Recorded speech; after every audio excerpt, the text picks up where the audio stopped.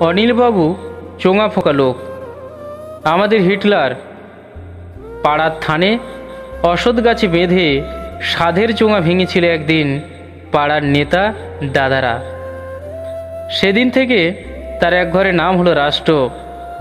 তার অপরাধ বলো আর বদভ্যাস বলো, রেশন থেকে রাষ্ট্র, খবর কাগজ থেকে বিশ্ব, পাই টু পাই হিসেব ছিল তার। রেশনের চাল, চিনি, গম, তেল কম দেয়া হলো কেন?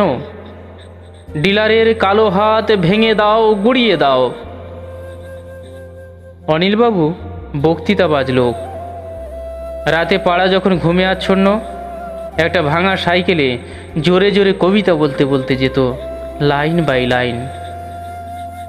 মানুষটার বয়স কত হলো, মানুষটা আজও দমেনি, দমাতে পারেনি।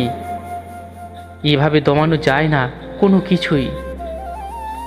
যার রক্তে মিশে আছে বিপ্লবীর মূল মন্ত্র, সাদা জামা, স্যুট প্যান্ট, কালো বেল্ট জুতো, একটা সেকেন্ড হ্যান্ড বাইক, মোড়ে মোড়ে, স্টেশনে স্টেশনে, দপ্তরে দপ্তরে, চায়ের দোকানে সুন্দর করে খাটানো পৃথিবীর বিখ্যাত সব ল্যামিনেশন করা মনীষীদের ছবি।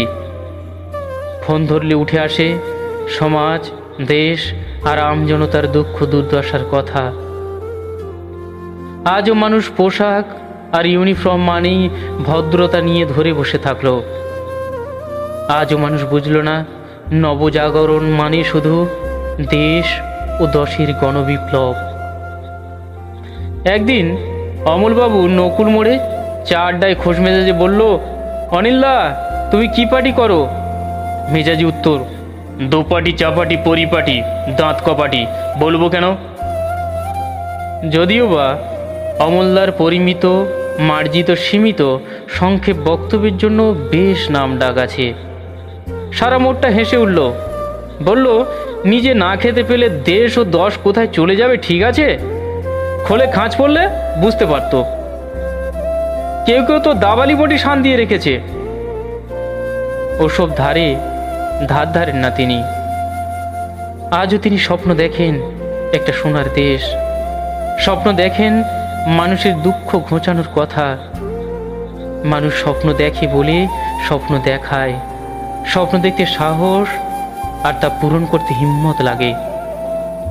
একদিন মানুষের ঘুম ভাঙবে বলে, একদিন মানুষ বুঝতে শিখবে বলে নবজাগরণের সাইরেন আজও বাজান।